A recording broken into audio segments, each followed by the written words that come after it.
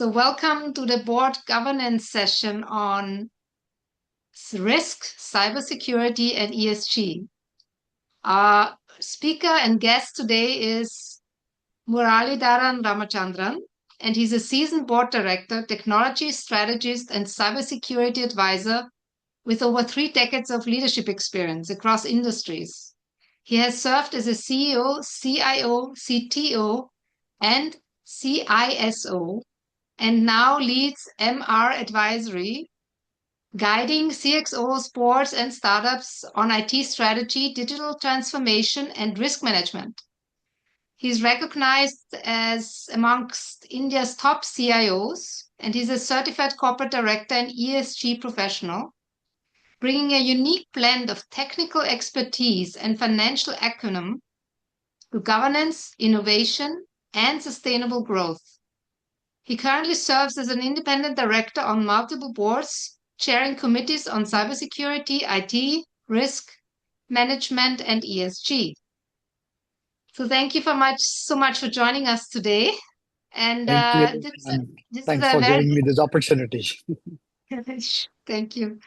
Thank you for sharing your insights, because this is a very pertinent and important topics at this time. And so this session is slightly different than what we've done in the past. It's not really a fireside chat. It's not a masterclass. What it is, it's like a board-like discussion.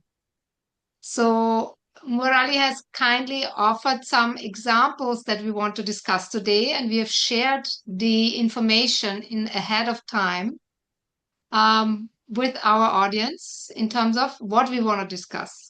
Maybe some who have registered late might not have gotten it in advance, but it doesn't matter.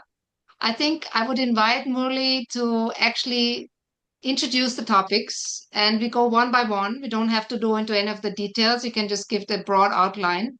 I have shared in the pre-work, I have shared more of the details for people who have the time to read it.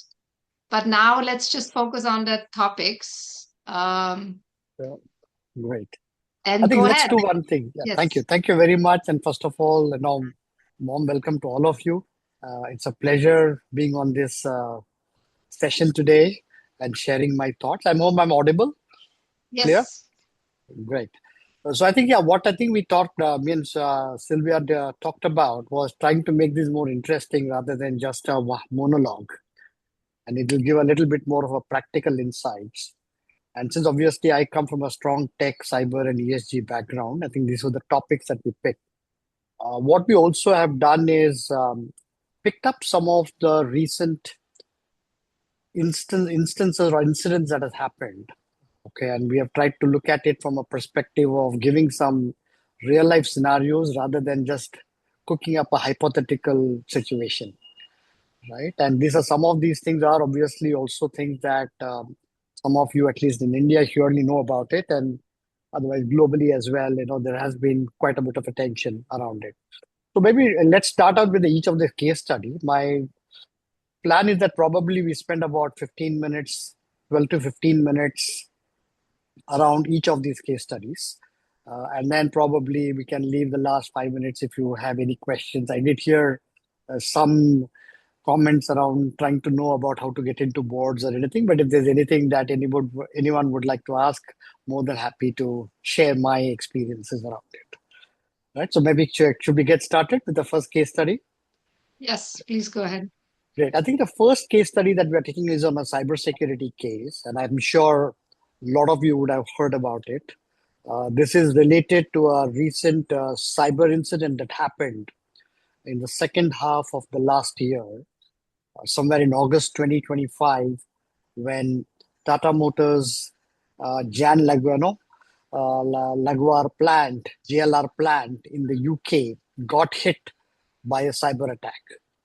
The case is that, obviously, okay, maybe one disclaimer before I get into all these cases, since this is also being recorded. Obviously, what we are trying to simulate here is basically based on publicly available information. Of course, we will not be able to discuss some of the internal things that may be there. So this may closely resemble the incident, but may not be fully accurate, because many times not everything comes out to the press. And then let's use it more as an example or as a simulation to just figure out how a boardroom dynamics would work rather than the actual incident itself, right? So I think let's just follow that protocol here, right? So in this particular case, there was a major ransomware hit that happened, and just a little bit of case here is that this primarily happened because of something called social engineering, where one of the IDs and passwords of one of the employees slash contractors was compromised. And using this, an entry was made into the infrastructure environment. And from there, lateral movement happened between what we call as IT and OT environment. Just to give a little context here, IT is the information technology environment, which has all the your networks, your servers and endpoints and other things. And then you have the operational technology environment, which basically has all your plant related sensors, IoT sensors that basically send in a lot of data, right? Your PLCs, your sensors that basically monitors all your production related information and sends that back, right? And of course, the OT side was also impacted, perceived to be impacted. And that's why it basically brought down the whole plant. And the whole plant had to be shut down for 5 weeks. Okay. Now, post that, obviously, they started the recovery. Even as we speak today in Jan 2026, as per the latest information, there are still some parts of it that they're still recovering. Okay. So that's the impact of it. And that's the financial impact. I think in the last quarter of last year, JLR had to take a pre-tax loss of 396 million pounds because of this entire incident. Okay? There's the financial impact of that. I think this is the case that is there. I think what it would be good is, as board members, what we could discuss is basically what is the learnings from it, because the incident has already happened, and what is the learnings from it, and how do we really look at governance from what sort of improvements can we bring in going forward. I think that is what we will primarily be discussing about. Okay. So maybe, let's look at it, as Sylvia mentioned, I'm from the Technology and Cybersecurity Committee. So obviously, I've given you a little bit of the case. And as board members, more than happy to understand or discuss amongst all of us as to what do we feel are the areas of learnings that we have, what sort of weaknesses could be actually attributed to this incident happening, and how can we basically avoid some of these things going forward. And I think what is important is that when you think about a board, that obviously as a board member, you can't be an expert in every field. So we are not cybersecurity experts, obviously. But what is the responsibility of board to ask smart questions and to ask probing questions to the committee members so that they understand what the issues are and they can engage in the topic and from their life experience, from their professional experience, help guide a decision process. So that's what we're actually trying to do here, right? We are not cybersecurity experts. We don't necessarily know how to improve that or anything, but what is our job is to find out why it happened and what can we do about it, right? So just one question, Mr. Muralidharan. Is it You can call me mandatory? Murli. I think that's a shorter Okay, that's term. easier. Yeah, I just wanted Yeah, to be sure that it's okay. So, Murli, is an IT and cybersecurity company a mandatory committee these days, or is it still one of those? I know It's not I know for it was all. It is not recommended. for all. It is Yeah. not for all entities, but certain regulated entities, it is a mandatory requirement. At least I know for sure that when you look at three major regulators in India, which is basically your RBI, SEBI, and IRDAI. Yeah. IRDAI. At least RBI, SEBI, and IRDAI mandate it for the regulatory committee. I know for all regulated entities. It is not cybersecurity and technology. Obviously, each of them uses slightly different wording. Somebody talks about it as an IT committee. Now, I know, for example, in a mutual fund industry, what they talk about is an IT committee, but it need not be a part of the board committee. Right? Mm-hmm. What it says is mutual fund industry says that you need to have a IT expert, external IT expert as part of the internal IT committee, which is there. Mm-hmm. So yeah, because some of these can be internal committees, I guess. So they are Yes. compliant, but they're not on the board level. Yeah, And it's they're not yes, it's not yeah. mandatory to them. Okay. Okay, thank you. So sorry for this little side. No So problem. I That is a have good, one. good question. Go ahead. If I, if, Yeah, I had one question. Yeah, Gurta. This is Shubha. Yeah, Uh, sure. so isn't this something which, I mean, whether they have an IT committee or not, but isn't this something which has to be covered under the risk plans?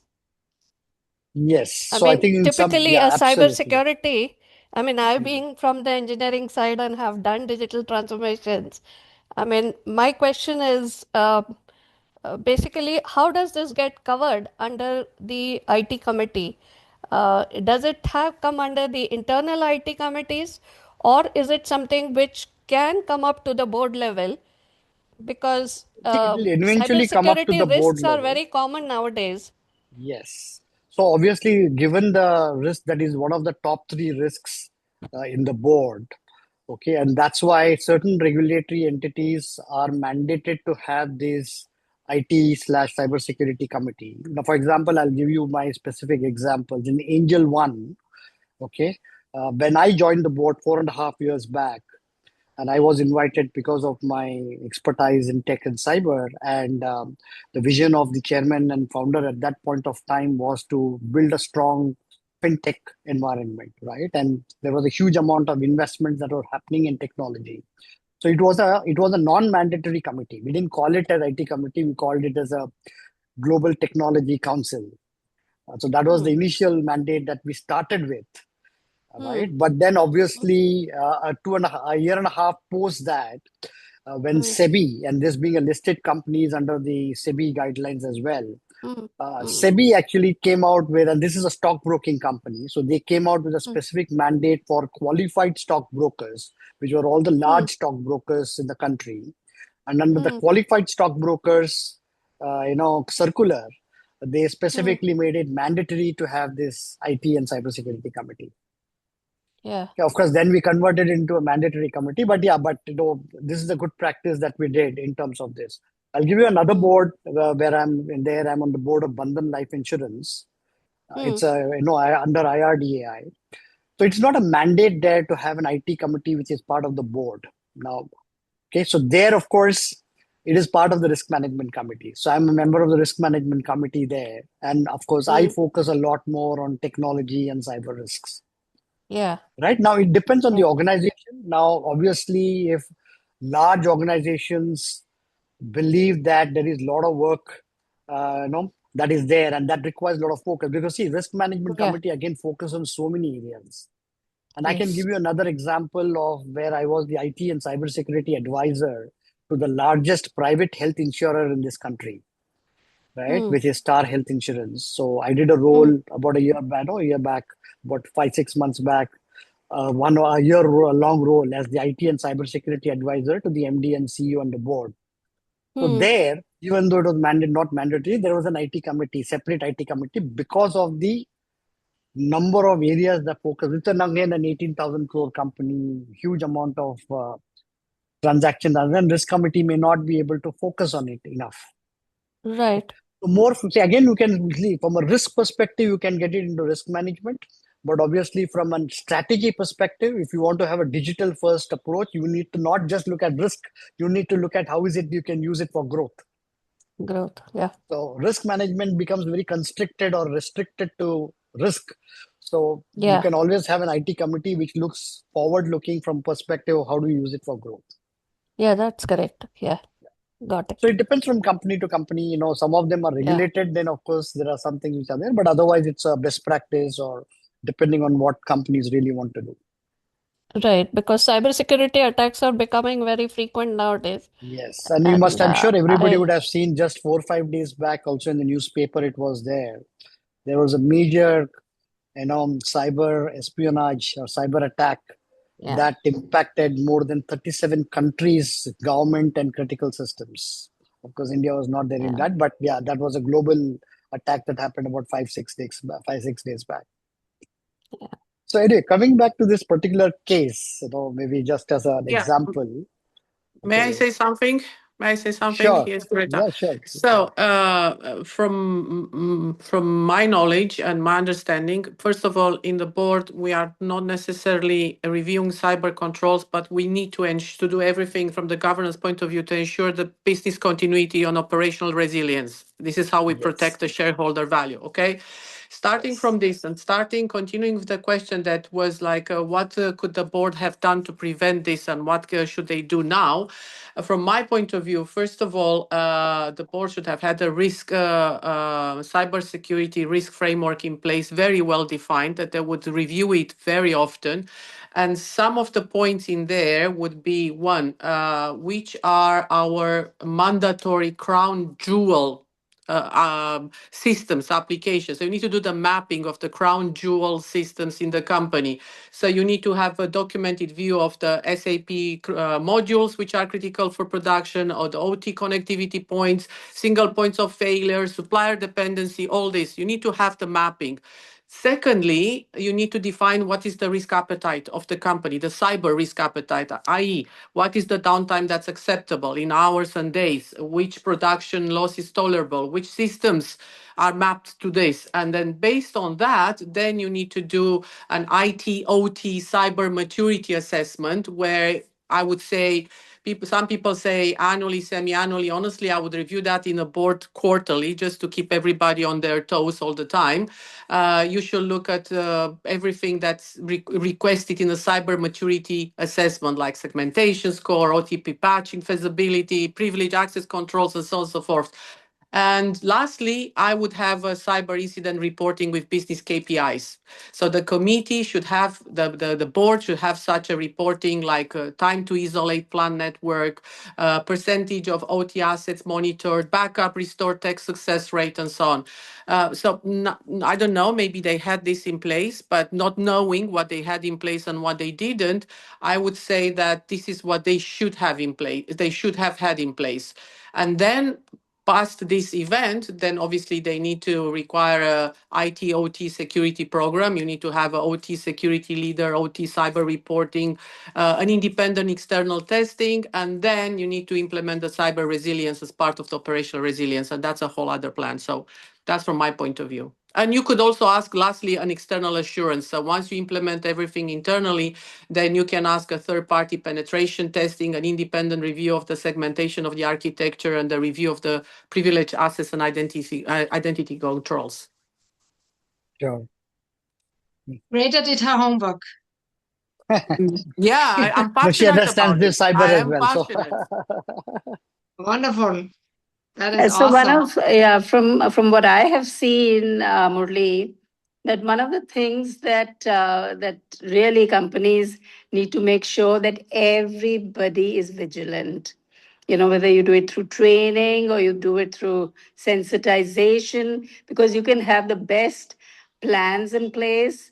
You know, but the guy who's doing, if he forgets to you know, put a patch or, you know, an updated patch on the systems as soon as it becomes available, you know, that provides a window of vulnerability for anybody to sort of sneak in, you know, any of the risk. You know, I would think that along with having all of those things in place of having the processes, having the frameworks and the architecture and all that. But at the end of the day, there is always a human lapse that allows the vulnerability, that allows the crack in the system somewhere to allow for, you know, for things to fall apart. Have often reporting and very clear defined reporting that creates knowledge within the company, and the more you do it, the knowledge, the better it is. So you need to have some sort of reporting in order for people to know what they have to do. so anybody else has some points? Maybe we can just go through quickly and then. I think what Brianna was talking about is the preventive part, which I think is very important. Absolutely. Not just what you do when things go wrong, but I actually think this is a very, very important point that Brianna made, that we need to get people to actually adhere to the security protocols, which is probably not as easy as one thinks. Just telling them Yeah. once is not enough. I think all very good points. Obviously, I think but what I would like to articulate, being coming from that thing, as board members, this is something which I see as challenge with non-tech board members. And many times, what happens is they think that if something like this happens, first of all, most of the boards are reactive. I'll make this comment here. And the problem is when something happens, then they approve a lot of things. Technology is to be implemented, all sort of tools to be implemented, and expect that when are we fully secured? That's the next question that board people ask. But they don't realize that in this security world, there is nothing called 100% security, irrespective of whatever you do and whatever you invest and how much money you pump in.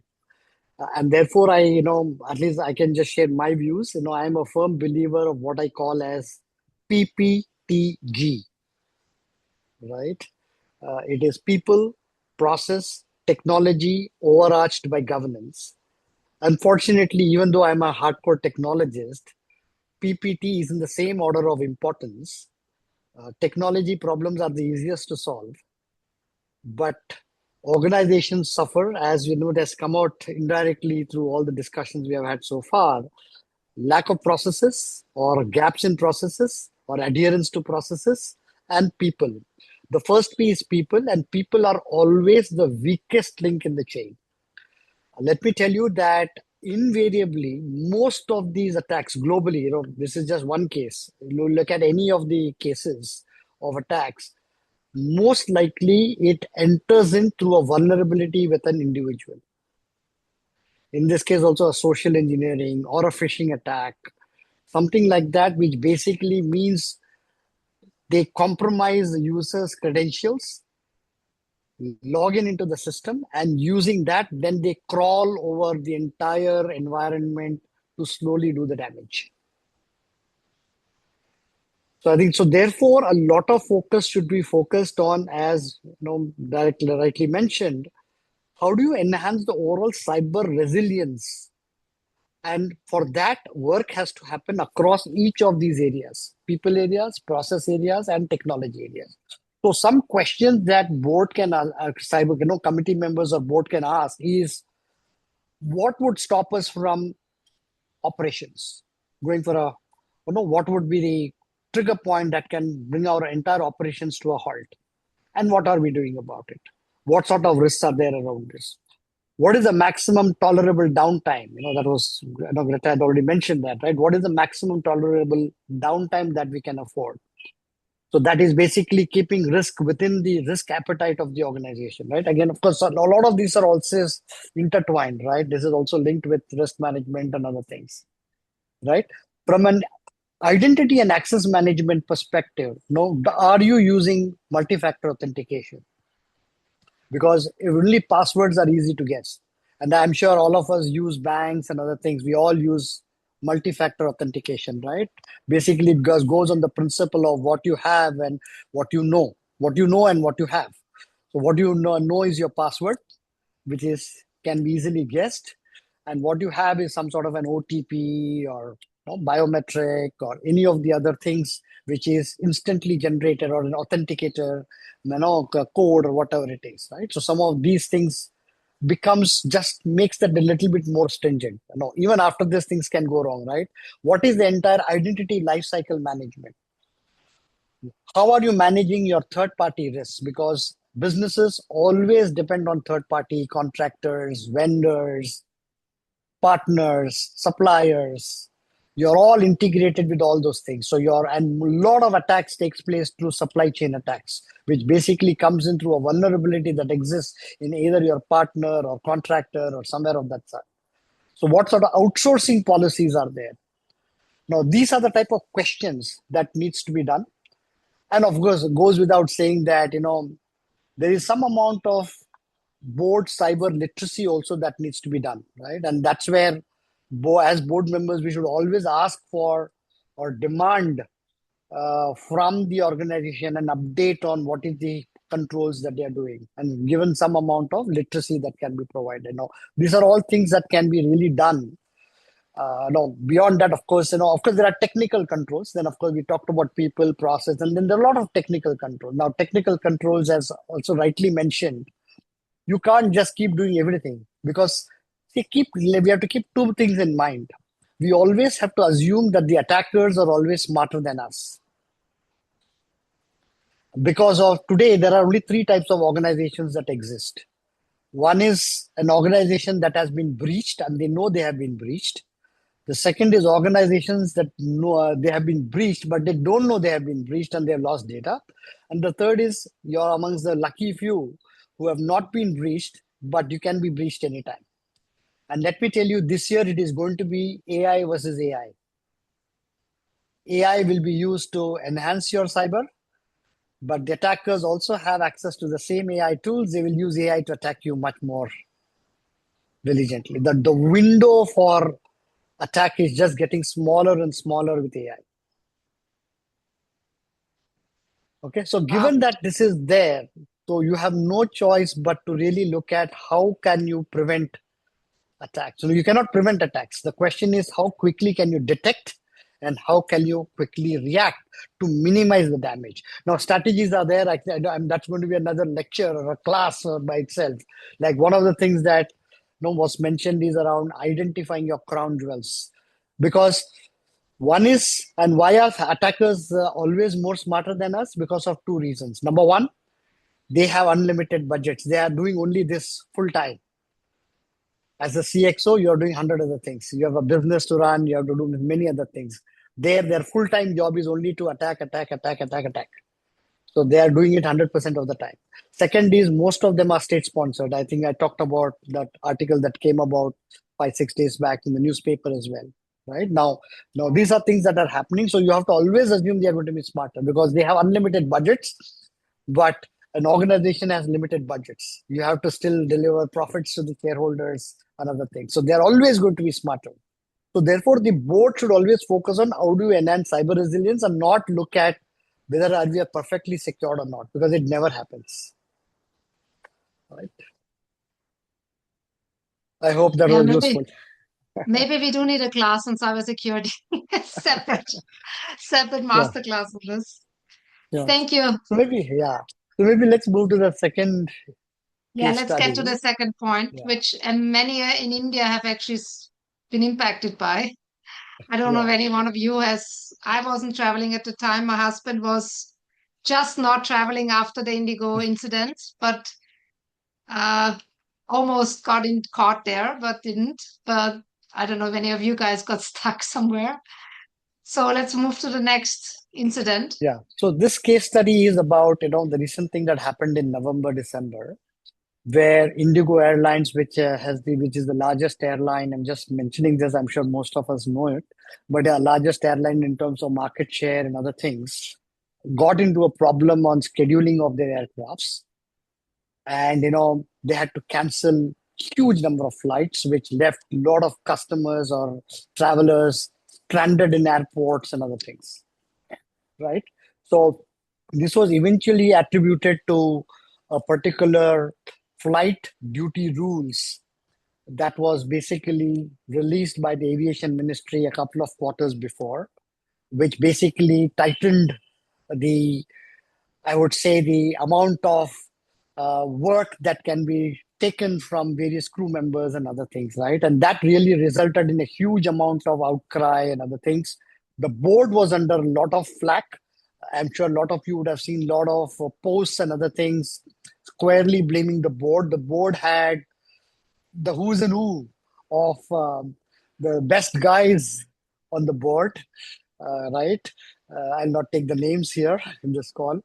But I think they had all the high flyers on the board. And the question was, what was the risk management committee doing? Didn't they identify this risk much earlier and other things?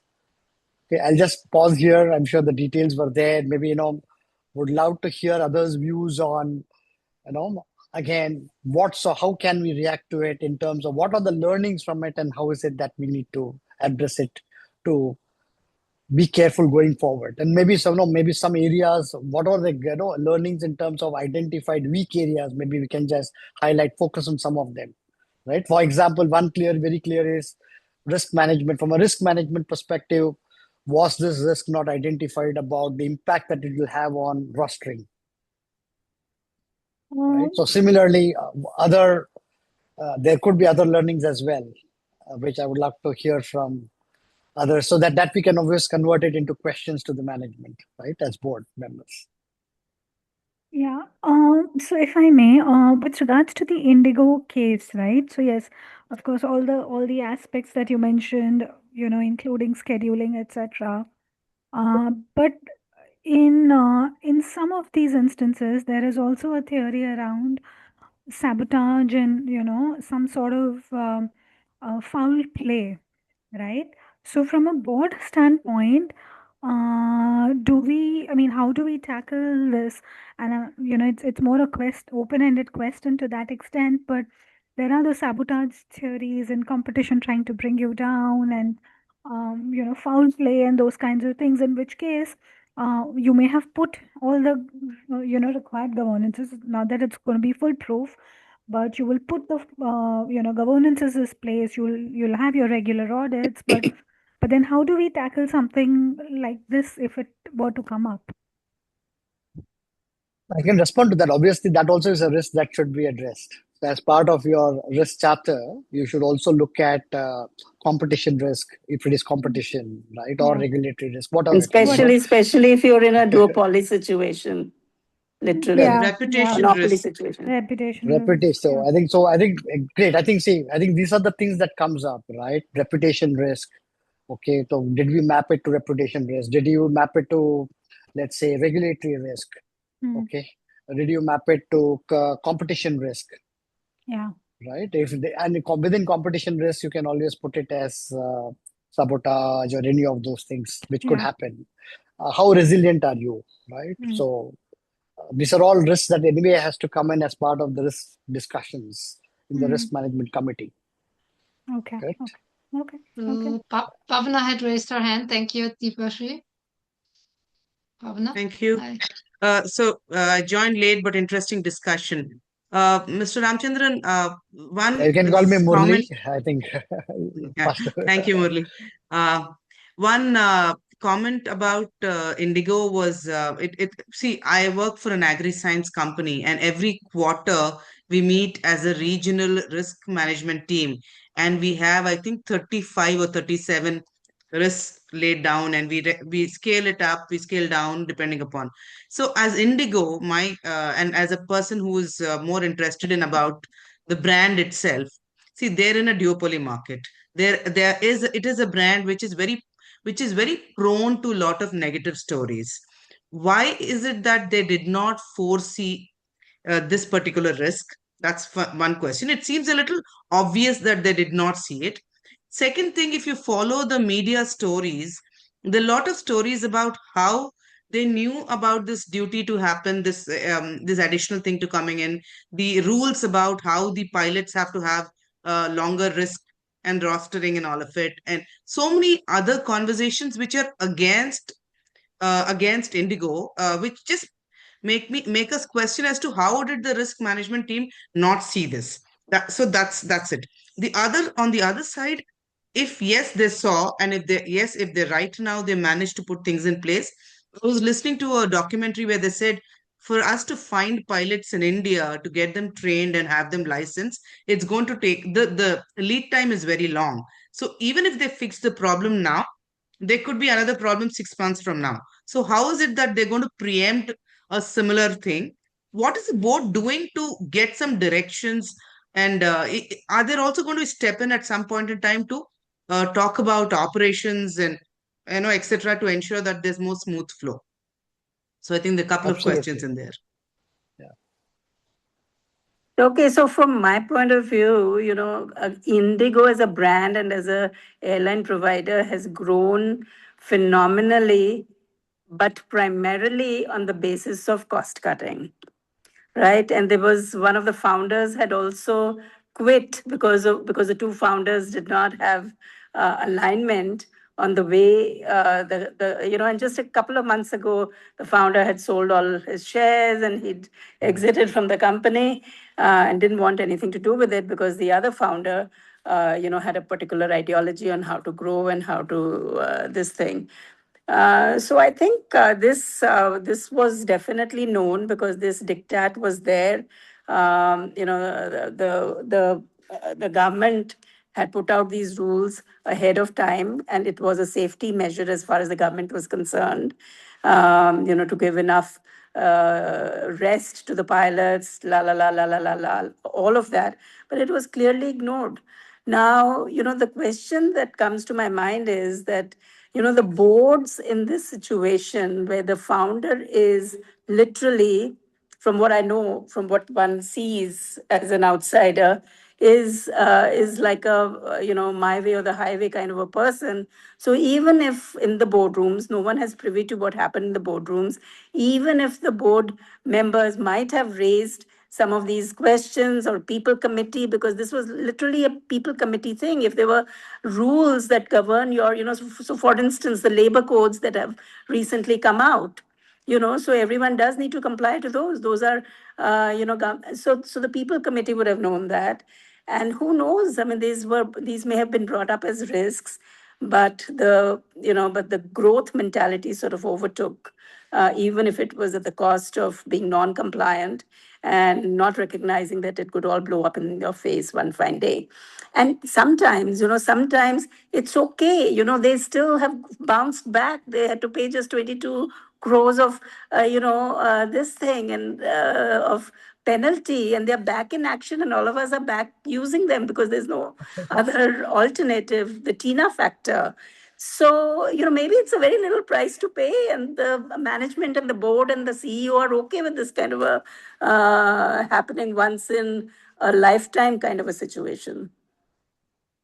I think very, very interesting dimension that you brought up. I also wanted to talk about it, but I'll probably reserve it for the end, some comment. But any other thoughts from or any other Yes, I views from have others? I have something, Murali. So from my point of Yeah. view, I think some questions that need to ask is, first of all, which vendor outage could stop the airline tomorrow? So we need to know in any company which vendor outage can stop us. And this dependency on one cloud, it's a big thing. I mean, the board needs to know, and they need to have also something in place if this happens. And I think many companies fail this.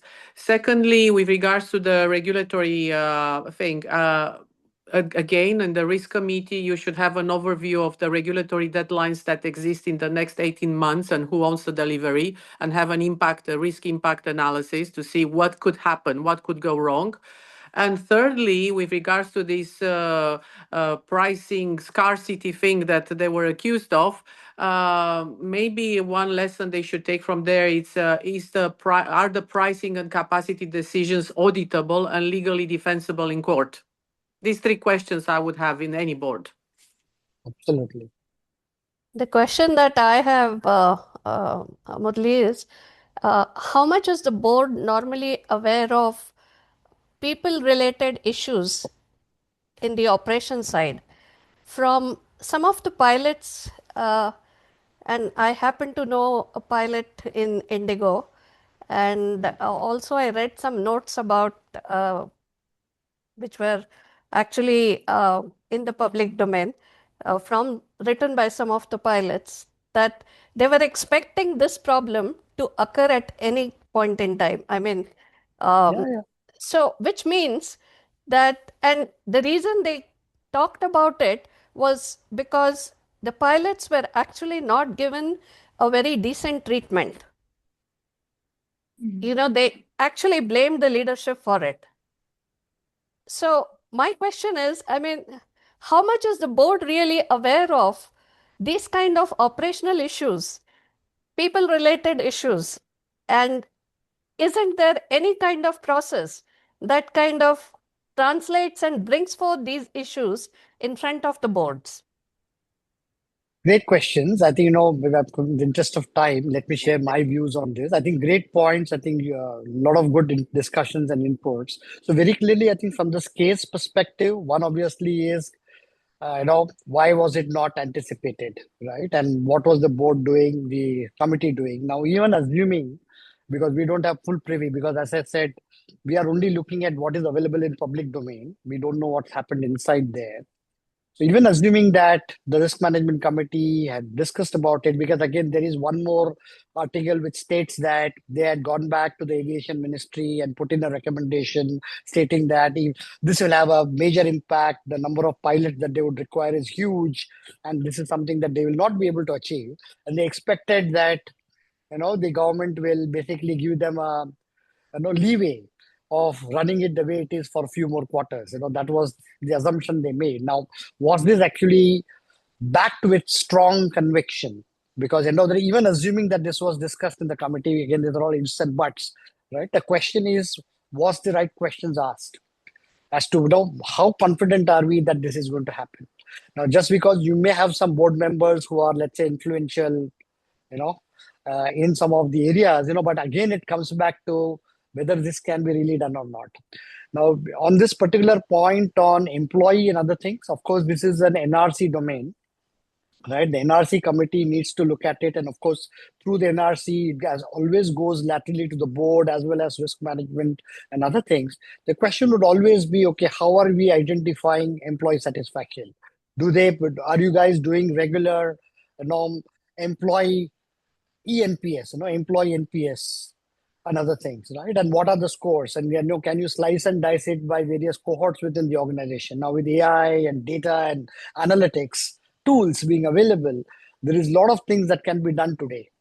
And there can be an immediate warning that you can get, and are we really looking at trends? If we are seeing a trend which is disturbing and not line with industry benchmarks, are you looking at Glassdoor ratings? Are you looking at ambition box? Today, everybody uses social media, right, to vent out their frustrations. So how are we getting some of these things? And are we looking at reputation management scores?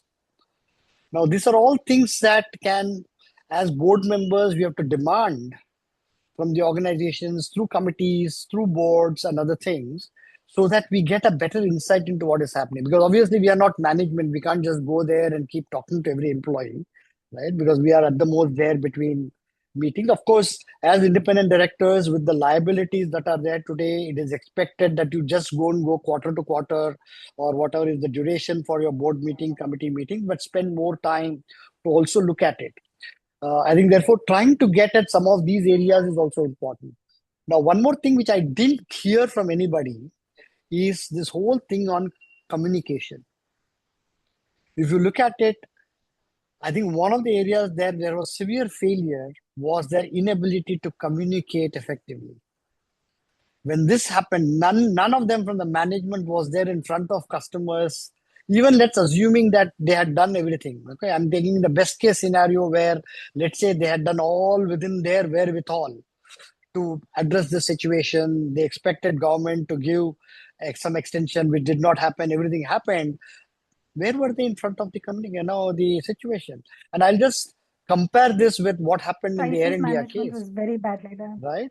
And I'll just compare it with the Air India case. Now, that incident happened, it happened, right? The Ahmedabad crash. But at least we saw the chairman of Air India sitting in Air India office, communicating regularly on what is it that they are trying to do. So, Murli, Crisis I have a management. point, and I'm This is, of course, talking my from view. And obviously, again, we are just going by what is public data. Okay. Sure. So I just wanted to make a point. I have first-hand sort of backstory from both Air India because the communications leader of Air India is connected in my same fraternity, and the agency who actually manages reputation for Indigo is the agency which works for me also. So I know a little bit of backstories. Air India put a plan in place very deliberately to talk about how to handle the crisis. What are they going to present? How much they're going to accept failure and what they're going to promise. Whereas Indigo very deliberately chose to stay away. They did not have a face. There were so many stories going on. There were memes going on. Social media was blasting, but they chose to stay away from a proactive or they didn't want to do any explanation.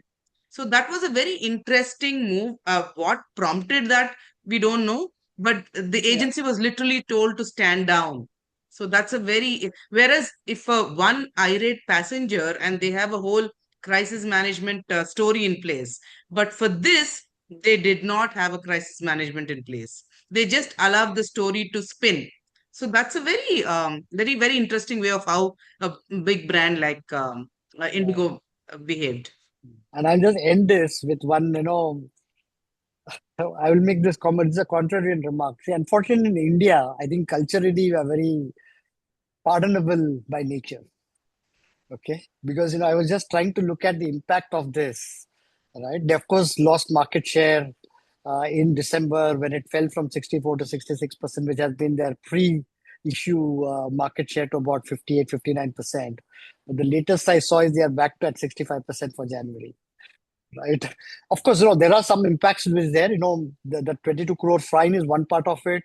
I think the CCI is still going through some more investigations. There was a 10% cut on their capacity that was also imposed. Now, that means it's also directly translating to revenue. Right now, it's also maybe because of the fact that we, as a country, we don't have too many choices. Now, hopefully, there are some new more airlines coming up. So let's see if some of them can scale. Because unfortunately, I think Air India, Indian Airlines, those things merged as one. And Akasa and SpiceJet and some of these things really don't have a significant market share. So I think it's also the situation of this country that primarily being a duopoly, we don't have too much, and both have their own set of challenges. Both the large airlines have their own set of challenges. So from everything I've heard, my conclusion would be that the risk committee was aware of what was happening, but they wanted to push the government to just postpone. And that Yeah, didn't we don't. I happen. think no. And then, I think I don't want to and make then it that as said, a final okay, verdict. I don't know, that's just my conclusion, from everything. And And then if it didn't happen, then okay, if the government is not budging, here's the result. And Indigo is like, yeah. I think the question is very simple. Therefore, as a board member, we have two choices. Obviously, face the flack of it. Obviously, this will come up to the board and other things. So, if we believe that philosophically or ideologically we are not mapping into the culture, better is to walk out of the board.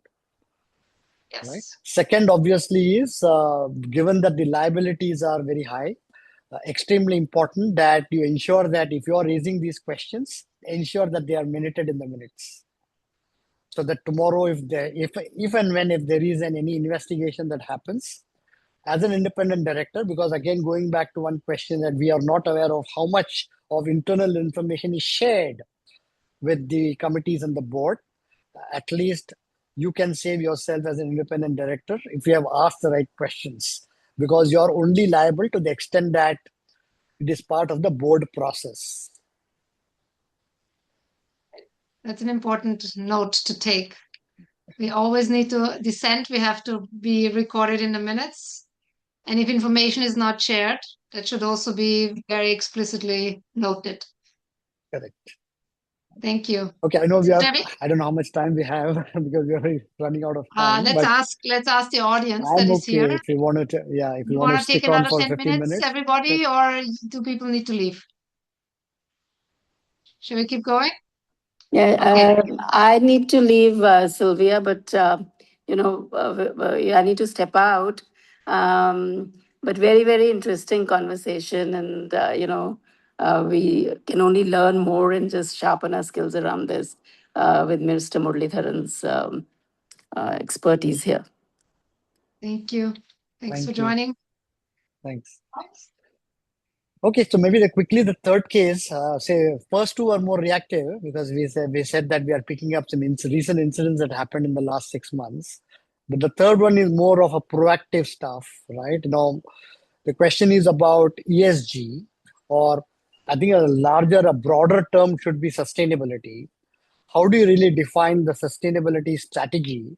Or let's take an NBFC, because and I chose an NBFC primarily because there's still a lot of misconception when it comes to ESG or sustainability, because a lot of people feel that this is only valid for polluting industries because they only stick to E, which is the environment, and they say this is not relevant for services companies and other things.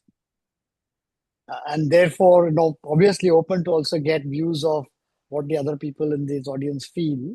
And then, of course, look at what sort of questions should we ask from an ESG perspective. I know this can also be a separate topic by itself because each of this is so deep because there are misconceptions around each of these, especially maybe governance to a limited extent is much more robust, but there is a lot of gaps from E as well as S for sure.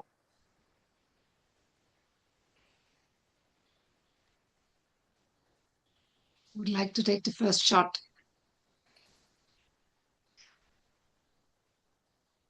Okay, so the question, sorry, Murali, the question was which question we would ask in a board? Yeah.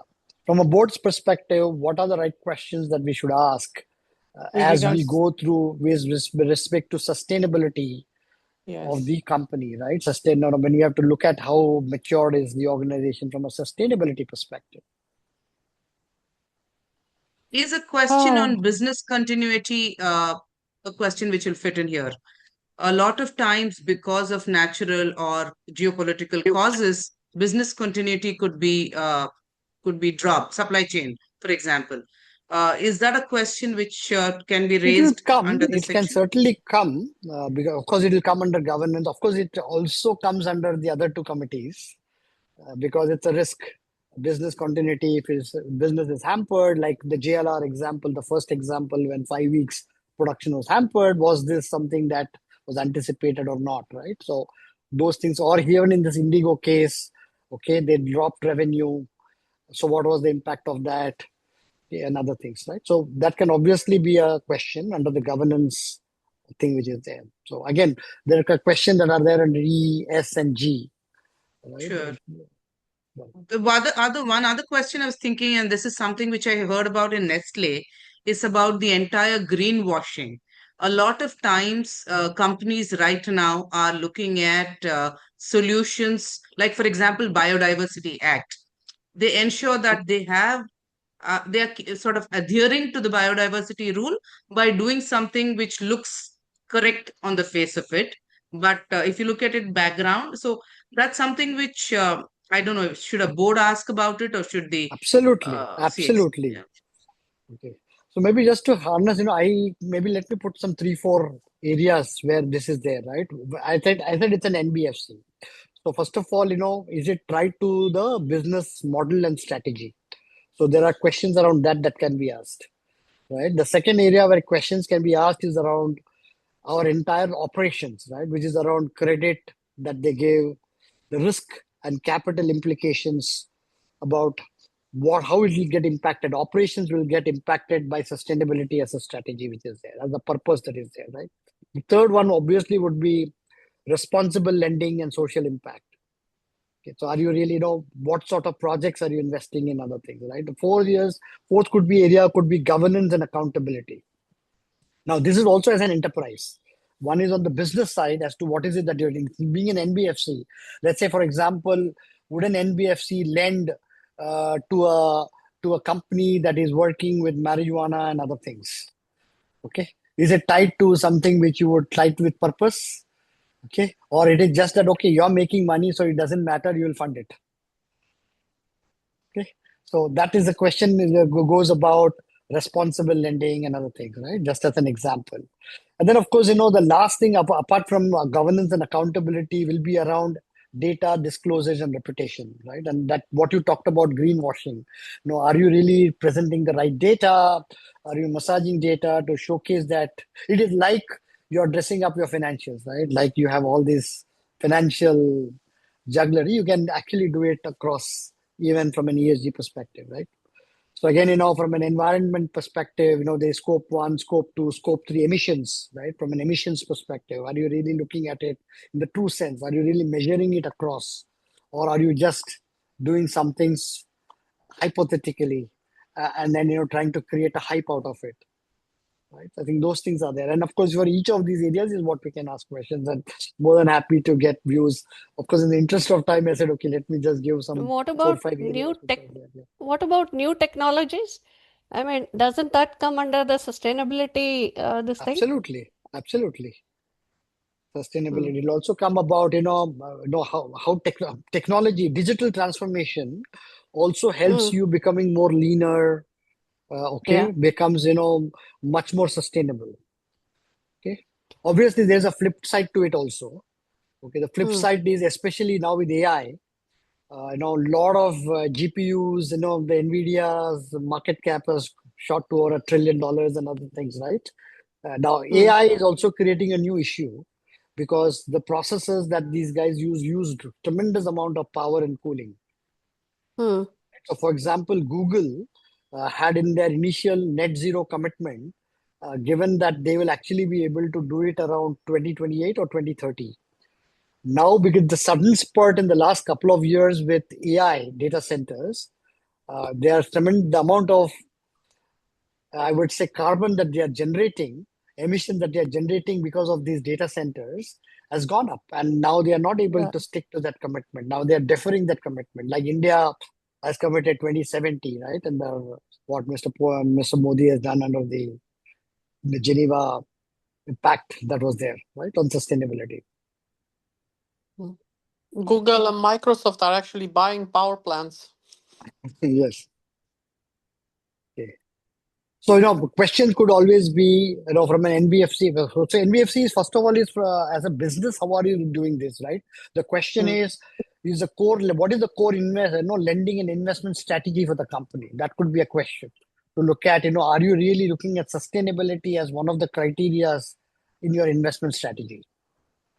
Okay. Which part of your portfolio? Because eventually any company would have a portfolio, right? You would obviously not that you'll always invest only in services companies. You will always also invest in manufacturing companies and other companies, chemical companies, retail companies and others. And some of them will have polluting things, right?